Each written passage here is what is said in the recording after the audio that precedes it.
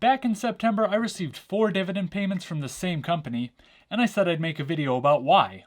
On the 30th, I got 4 dividend payments from BPY, which is Brookfield Property, and I'll explain why I got 4 dividend payments from one company in a later video. So this is that video. Welcome back to the Financial Beanstalk. My name is Nick, and today we're talking about BPY, which is the company Brookfield Property Partners LP. Brookfield Property Partners LP engages in the ownership, operation, and investment in commercial property, with approximately $88 billion in assets. That's a lot of guacamole.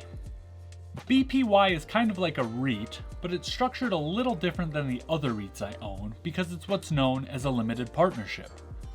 What's a limited partnership? Well, I'm glad you asked.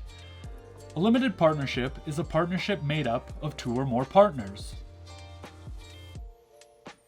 The general partner oversees and runs the business, while limited partners do not partake in managing the business. Okay, I think we're getting somewhere. In all forms of partnerships, each partner must contribute resources such as property, money, skills, or labor to share in the business's profits and losses. Okay, I think I get it now.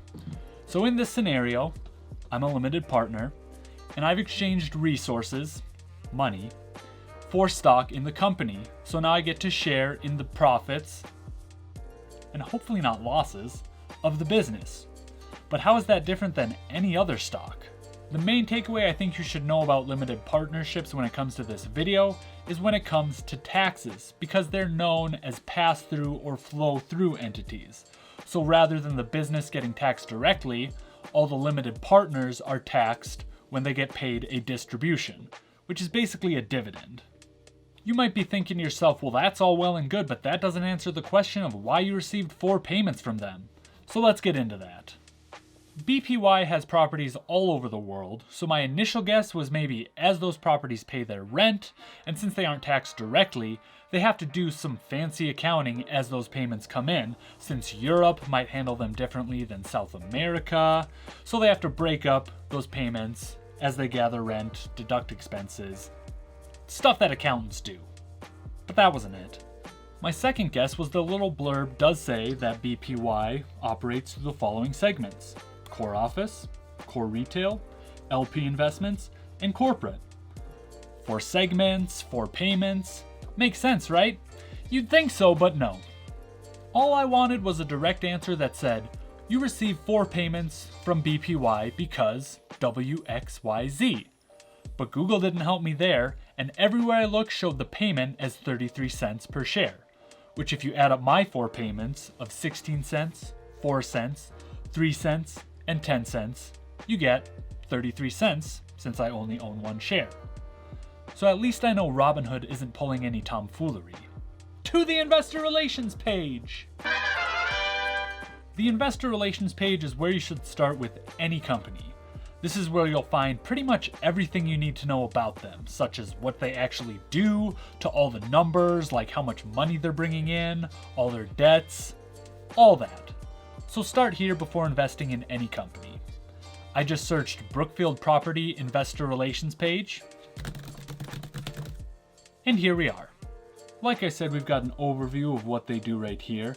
Then we have these different sections up here. We've got the reports and filings with all the legal whoosy whatsy, and then the stock and distribution section. Quote and chart, historical lookup, investment calculator, distributions. Okay, we're getting warmer here. Distribution history, that might have some answers. And 33 cents. Just more confirmation I'm getting paid everything I'm owed at least. So, after reading through every single section on the investor relations page, I came across this tax information section under the stocks and distributions tab, and luckily enough, the first page that I opened was this withholding tax information for distributions 2020, and suddenly, there it was. Within the withholding tax information for distributions in 2020, the answer to all of our questions. As I dove into this, I saw that my last dividend payment was September 30th of 2020. So if we just take a look at this column here, We didn't get anything for US interest, non-portfolio, non-bank deposit interest, but we did get 0.0395 of interest in portfolio bank deposit interest. If we round that up, we get 4 cents, which was one of my payments. Then if we go down to this interest, portfolio bank deposit interest down here as well, we've got 0.0293, rounded up, that's 3 cents, another dividend payment. Then we've got this actual dividend section, we've got 0.0988, again, 10 cents, check another dividend payment. And lastly, we've got this other income section for 0.1607, which would equal our final dividend payment of 16 cents. All that added up right here, our actual dividend payment of 0.3325 cents. What a relief. Well, boys, we did it. One thing that I kind of suspected was that since they are a limited partner, that they simply just pay out their dividends differently than other companies. Which I'm kind of right about, since we have this interest payment, this dividend section, then this other income section. So there you have it. Own a limited partner and get 4 dividends for the price of 1. Keep in mind I bought this in October of last year when I had just started investing. I heard about BPY from another YouTuber, which is exactly why you shouldn't take this as financial advice, because I'm just showing you what I've done, and I'm still learning along the way. My starry eyes saw a cheap stock with an attractive dividend, so I bought 1 share. Now that I'm a year into my investment journey, I've actually learned a ton over that time frame, so I'm doing kind of an audit of all those initial investments. Come tax time, you get this fancy form that's known as a K1, which you get for being a limited partner. And it actually shows everything that I just talked about. We've got our interest income, our dividends, our distributions. So had I done my initial research like I should have, I might not have even made this video.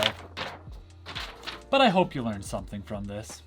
With that audit I just mentioned, I am considering selling my share of BPY.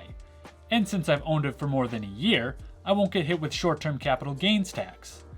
Or any gains for that matter, since I'm down a few bucks. But one option I am considering is selling it and buying a share of BPYU, which is still Brookfield Property, and it costs about the same, but it operates like a more normal REIT. So you avoid the partnership, the K1s, the pass-throughs, the yada yada. Or I could just put it into something safer like more SCHD. What do you think I should do? Let me know in the comments below.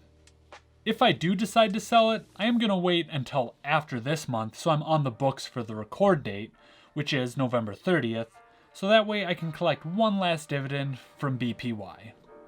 Thanks for all the memories, Brookfield. So what do you think of limited partners?